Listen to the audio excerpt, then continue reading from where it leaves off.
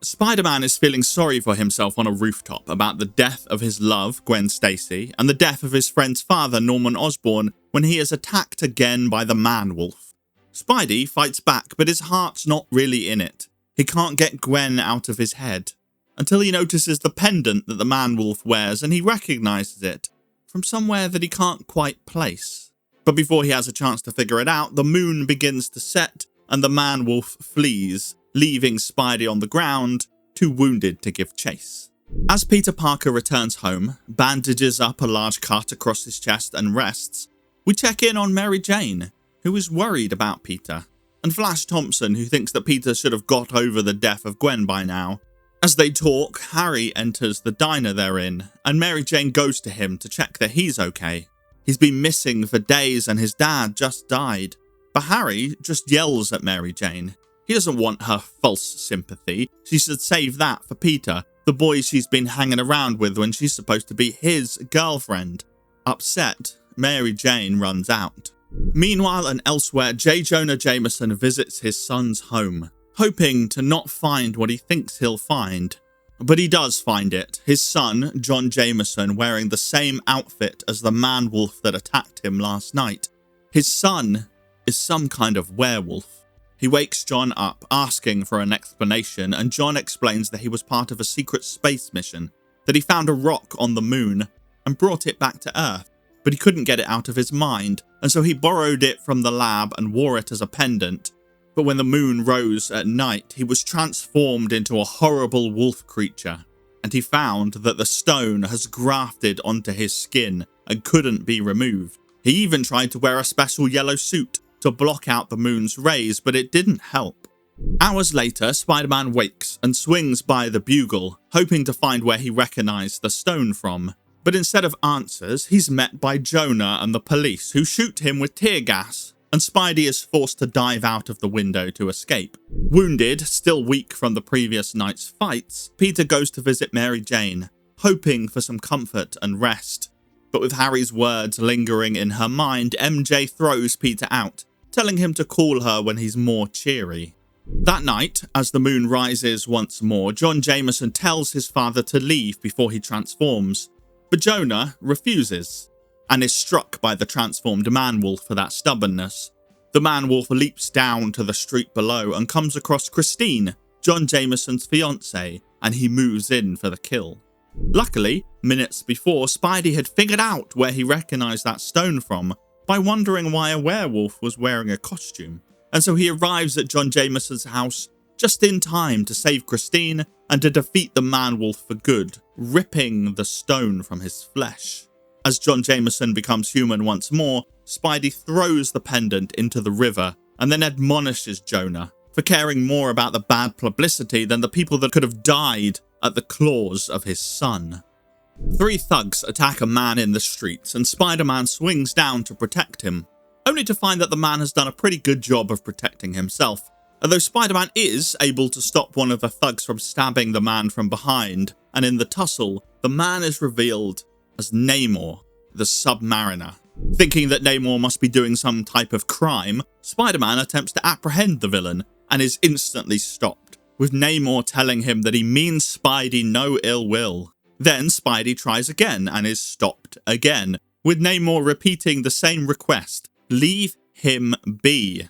When Spider-Man tries for a third time and fails for a third time, a jet flies out of a building and flies away, and it seems that Namor may have been telling the truth. The Submariner explains that he was chasing after a man named Tiger Shark, who was turned into a monster by Dr. Dorcas and who kidnapped and killed Namor's father. He'd tracked Tiger Shark here until Spidey's interference had allowed the villain to get away, and elsewhere, Tiger Shark returns to Dr. Dorcas, and we learn that they plan to lure Namor to their base so that they can power monsters called the Menfish. Back with our heroes, and Namor is swimming out to the ocean as Spidey water skis behind him. Spider-Man is able to use his spider sense to detect the radiation that Tiger Shark has left behind, and he leads them both to a ship. An abandoned ship, so much for that plan. But inside, they find a chute that takes them down deep under the water to a secret lab. Down there, they fight some constructs designed to look like Tiger Shark and Dr. Dorcas, but the constructs were laced with poison, and our two heroes pass out. When they awake, Spider-Man is trapped inside a glass tube with small holes for air, and Namor is strapped to a device that will drain his life force to power some monsters. But when the villains leave to get the final preparations ready, Spidey shoots a web out of one of those small holes, hitting a valve next to Namor. Carefully, very carefully, he's able to turn the valve and the room floods with water, empowering Namor to break free of his bondage. As Spider-Man handles the menfish, Namor chases down Tiger Shark into a room with hot overhead lights that dry Namor up and weaken him. But as he falls, he wonders, why isn't Tiger Shark also getting weaker? And Namor has a guess, and he proves it by pulling off Tiger Shark's costume and emptying the water that was held inside. So now they fight as equals, and Namor easily beats the villain. Then, as the lab begins to fall apart, Namor flees, meeting Spidey by the elevator out of there and rising back to the surface, in time for them to both watch the whole place explode from a safe distance. It looks like Namor has got his revenge, but he wonders whether his father would have wanted a blazing pyre as his final monument. As Spider-Man is swinging through the city, he's hailed by two ad execs who want to hire Spider-Man to advertise a new car, which he gets to design himself. A Spider-Mobile. Thinking it's a dumb idea, Spidey swings away, missing a man in the alleyway swearing vengeance against him. He's the Kangaroo, and he's approached by Jonas Harrow, the doctor who gave Hammerhead his hammer head, and Harrow has the perfect proposal to help the Kangaroo get what he wants. Peter Parker is having a bad day. At college, he's admonished by his teacher, and he takes out his stress on MJ and Flash, who ask him to head out for some coke, which I have to assume is the soda. Then, when he gets home, he finds his apartment empty, his roommate's still missing, and it seems that Harry hasn't paid rent in months, and they're on the verge of being evicted. And so maybe the Spider-Mobile doesn't sound like such a dumb idea after all, and so he swings back and accepts the deal, getting a sizable advance up front. Now he just needs to find someone to help him design the car from scratch. Meanwhile, and elsewhere, Harrow has finished work on the Kangaroo, powering up his punches and his ability to, jump really high. Before Jonah can command the Kangaroo to help him, the Kangaroo knocks him aside and goes hunting for Spider-Man. He finds our hero swinging away from the ad execs, and he kicks him out of the air with his superpowered kicks and punches him into a wall with his superpowered punches. But before he can finish Spidey off, his head starts to feel like it's on fire, and he hears Harrow's voice, a voice that he's forced to obey, and so he leaps away, and Spidey is spared. Elsewhere, we briefly check in on Jonah, who is with John Jameson, his son, in hospital. John is in need of a blood transfusion, and Jonah blames Spider-Man because of course he does. And elsewhere again, Spider-Man has found the perfect person to help him design the Spider-Mobile, Johnny Storm. But before they get designing, an alarm sounds in the Baxter building, and they learn that some nuclear labs are under attack. It's the Kangaroo, forced to obey Jonas Harrow's orders and steal some radioactive isotopes, and so Spider-Man swings alone to stop him. He arrives in time, and remembering how the last fight went, Spidey spends most of his time staying out of the Kangaroo's grasp, warning him about the danger that he's in. Those radioactive isotopes that he wants are deadly, and opening the door to them will kill him. But the Kangaroo doesn't believe Spider-Man, and he opens the door anyway, and sure enough, he dies. Spider-Man is able to close the door in time before any more damage is done, and he swings out of the lab as the police with tear gas break in. Jonas Harrow, seeing Spider-Man swing away, knows that his plan has failed, but he walks away to keep trying. Later that evening, MJ tries knocking on Harry's door, but no one answers. She leaves, not realizing that Harry is home, and ignoring her, obsessed with the Goblin costume that he holds in his hands, a costume that he removed from the body of his father. It's his costume now, and nobody must ever know, nobody must ever find out that Harry Osborn is the Green Goblin. Peter Parker and Mary Jane Watson are at Madison Square Gardens to see Ghost Rider's motorcycle extravaganza, and MJ is hoping that it will cheer Peter up. And it does. He loves the cool skull mask that Ghost Rider wears, and he loves the stunts, especially when the Ghost Rider flies over the top of 4 other motorcyclists, including his girlfriend Roxanne Simpson. But the fun of the show is interrupted when a motorcycle gang ride in, led by a man with a giant eyeball for a head called the Orb. That giant eyeball hypnotizes anybody that looks at it, and the Orb rides around the arena and stares at the entire audience, sending them all into a trance, except for Peter, who had the good sense to look away. Peter swings up to the rafters to change into Spider-Man as the Orb snatches up Roxanne, and Ghost Rider is blocked from reaching them by the Orb's gang. Luckily, Spider-Man is able to knock that gang down, but when the webhead swings after the Orb, Ghost Rider shoots his webbing with hellfire to stop him. Roxanne is his responsibility, and if Spider-Man's attempt to save her had brought her harm, he doesn't know who he'd blame. They're interrupted by the entire crowd speaking in unison, controlled by the Orb, and they tell Ghost Rider that he wants the rights to this motorcycle show in exchange for Roxanne. Elsewhere, the Orb is in a hidden chamber, and he reveals himself as Drake Shannon, Roxanne's father's partner. He explains that he was reckless, and he thought her father was a coward, and they decided to race for the rights to their stunt show. They were evenly matched in the race until Drake decided to smash into his partner. However, the slick ground meant that it was Drake who fell, and who skidded 25 yards on his face. After weeks of recovery, he went into hiding until he was given the eye helmet and decided that he would finally get what he was owed: the rights to his show. After all, her father got everything, and all Drake got was this face. As the Orb puts his helmet back on, Ghost Rider arrives with the deed to the show. The Orb is confused how Ghost Rider was able to find him. He hadn't given him instructions yet, but he accepts the deed before ordering his men to kill the Ghost Rider. Luckily, Spider-Man is there for backup, and he swings down to dispatch the men. We also learn that it was his spider tracer that helped them find the Orb. When the Orb grabs Roxanne and races off, Spider-Man and Ghost Rider follow on motorbikes of their own. Working together, Ghost Rider shoots out hellfire to make the Orb drop his prisoner, and Spider-Man webs her up and pulls her to safety, staying with Roxanne as Ghost Rider continues the chase. The pursuit goes down into the subway and onto the train tracks, and the Orb is so focused on escaping that he crashes into an oncoming train, while Ghost Rider leaps up and to safety. In the wreckage, Ghost Rider finds the deed for his show, and reveals that they were forgeries anyway, and that the Orb didn't even notice. Then Ghost Rider burns the deed, and walks away with Roxanne, as Spidey realizes that he wasn't wearing a mask.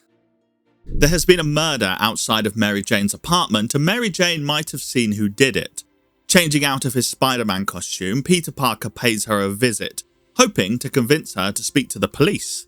He finds her wired and scared, and offers to make her a cup of coffee, the perfect cure for people who are wired and scared. But when MJ shares that she saw the crime, that the killer saw her, and that she's scared of speaking to the police, Peter storms out, calling her a coward. As he leaves Mary Jane, Spider-Man swings around the area hoping to find the killer. And he does, when the killer swoops down on him from the sky. It's the Vulture. Spidey knocks the villain around, but a mistimed jump leads to him falling off a building, and by the time he saved himself with a net, the Vulture has escaped. And so, to get his mind off Gwen and the Vulture, Spider-Man pays a visit to Johnny Storm in the middle of the night to check on the progress of his Spider-Mobile. Together, the two of them work on the project through until dawn, when Spider-Man abruptly swings away home. At his apartment, Peter runs into Harry, who continues to ignore him. When Peter tries to reach out to explain that he knows how Harry feels about his dad, Harry snaps and yells at Peter that they're not friends and they have never been friends. Then later at college, Mary Jane tells Peter that she lied to him last night, that she hadn't really seen the murderer. But Peter doesn't believe a word of it, thinks that she just doesn't want to confront her reality. But he doesn't have a chance to push back, because Flash pulls up in a fancy car and they go for a ride with him. As they ride, Peter's spider sense goes off, warning him about the Vulture, who swoops down from the sky again and plucks Mary Jane from the car. The surprise causes Flash to swerve and crash, knocking him unconscious and giving Peter a chance to duck away and become Spider-Man. Except that he bumps into Professor Warren, who wants to talk to Peter about his grades. A talk that could mean the difference between a passing mark or failing his course. But Peter runs away, with more important things to do than discuss academia. He changes into Spider-Man and swings after the Vulture, who drops Mary Jane upon seeing our hero. With visions of Gwen Stacy's recent death in his mind, Spidey swings down to save her, before leaving MJ resting on the ground and vowing to stop the Vulture, even if it means killing him. A scream brings Spider-Man to a lab on campus where the Vulture is threatening a lab assistant. As Spider-Man fights him, keeping him away from the woman, who leaves for mysterious reasons, Spidey realizes that the Vulture is an actual vulture. His hands are claws and his wings are real. And before he can figure out more, he's knocked out of a window and Spidey and Vulture are then trapped by the police in a net. Vulture, with his real vulture claws his way out. And, because he's blinded by webbing, he grabs Spider-Man and pulls him up into the sky. The crowd below watch in horror, except for Harry Osborn, who watches with a manic glee as Spider-Man is dragged higher and higher. But when the Vulture pulls the webbing off his face, he sees that he hasn't grabbed Christine, the lab assistant that he was after, and so he drops Spider-Man. He's got no use for the hero, and Spidey plummets to the ground, too high up to snag a building with his webbing. Over the last 10 issues, Dormammu and Loki have tricked the Avengers, and the Defenders, into assembling a weapon called the Evil Eye, and Dormammu has used it to merge his dimension with our dimension, and humans have already started mutating into monsters. The heroes need to go to Dormammu's dimension to stop him, but they can't just abandon Earth, so it's fortunate when S.H.I.E.L.D. arrives to hold the fort while Doctor Strange transports the Avengers and the Defenders across the multiverse. As our heroes move through the dark dimension and stick to the path because of the dangers outside of it, Dormammu watches them, and Loki can't since he has lost his eyesight. Dormammu had promised to bring his eyesight back if Loki helped him, but instead he locks Loki away in an energy cage, then goes back to watching the Avengers and the Defenders. He's surprised to find the Watcher there, who promises him that he's only there to watch and not to intervene like all those other times. Then, as the Avengers and the Defenders face hordes of monsters, destroying them all by firing at once, we visit Earth to see the other heroes holding back monsters. There's the Fantastic Four, Ghost Rider, Luke Cage, Spider-Man, of course, and even Doctor Doom and Dracula. Back in the Dark Dimension, and the Avengers and the Defenders have reached Dormammu and breached his defenses, with Earth hanging in the balance. But with his evil eye weapon, Dormammu instantly makes all of the Defenders unconscious, and they are defeated. And then he turns the ground beneath the Avengers into quicksand. Fortunately, Iron Man, Thor, and the Scarlet Witch can fly above the bog, but another attack from the evil eye removes Thor and Iron Man's weapons, turning them back into Donald Blake and Tony Stark. So only Wanda remains, the last of the 14 heroes. But she doesn't remain for long, as Dormammu summons glue rain to freeze her into place. With the heroes on the verge of being defeated, it's up to Loki to save the day. He turns into an insect to get through the bars of his cage, and then he wrestles the evil eye away from Dormammu. Forgotten by Dormammu, Scarlet Witch is able to act, and she throws out a hex that catches the evil eye, which activates, sucks up Dormammu's energy and sends it into Loki, returning his eyesight, but then driving him mad. On Earth, the monsters become human once more, and in the Dark Dimension, the Watcher explains that Loki now has the mind of a child, as the Avengers and the Defenders recover the evil eye and teleport back home. Rick Jones, who is connected to Captain Marvel, is racing to find an Alpha Stone, but that very Alpha Stone is being stolen by a man named Basil Esk, who loses track of time just staring at the stone's beauty. When a guard finds him and shoots at him, he hits the stone instead, and the explosion of power turns Basil into some kind of monster who can freeze the guard with his eyes and turn a suit of armor into a costume. And Basil-esque is reborn as the Basilisk, because comics are like that sometimes. Peter Parker is hoping to catch a movie when the Basilisk explodes out of the museum nearby, and so instead, Peter changes into Spider-Man and swings to apprehend the foe. He dodges the Basilisk's eye lasers, knocks him down and webs up his eyes, but the power of the stone also made the Basilisk super strong, and he knocks Spidey down.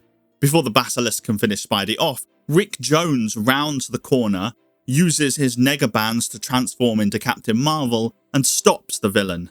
When the Basilisk begins to flee to go search for a second stone of power, Captain Marvel chases after him, but is caught by the Basilisk's eye lasers and frozen. Fortunately, he's caught by Spidey's webs and is able to break out. Captain Marvel explains to Spidey that there was an Alpha and an Omega stone aboard a ship in space, and they were planning to destroy the stones. But they were betrayed, and a crewman stole the stones and wanted to sell them, before his ship exploded as he began to fly away. They thought that the stones were lost, until Captain Marvel detected the Alpha Stone on Earth, and now he needs to follow its radiation to find the other stone before the Basilisk does. Spider-Man and Captain Marvel race to find the Basilisk, and find him next to a dead guard and using his lasers to drill down into the ground. Captain Marvel reaches into the earth to find the Omega Stone while Spidey distracts the villain. Spider-Man is pulling down steel girders on top of the Basilisk when Captain Marvel reaches his prize. It's the Omega Stone, but as Captain Marvel lifts it out of the dirt, it begins to grow, larger and larger, and then it swallows up Captain Marvel against his will and vanishes. And since there's no stone to find, the Basilisk leaves, and Spider-Man is left all alone, wondering what even happened here. Thanks for watching, and thanks for reaching the end of 1973 with me. And thank you to my patrons listed here for letting this channel even exist. If you haven't seen the other two parts of 1973, you can find links to them here. And this channel is filled with reviews and video essays and interviews all around the world of Spider-Man, so subscribe to the channel if you're not, if that's the type of thing you enjoy. Thanks very much, and see you next month.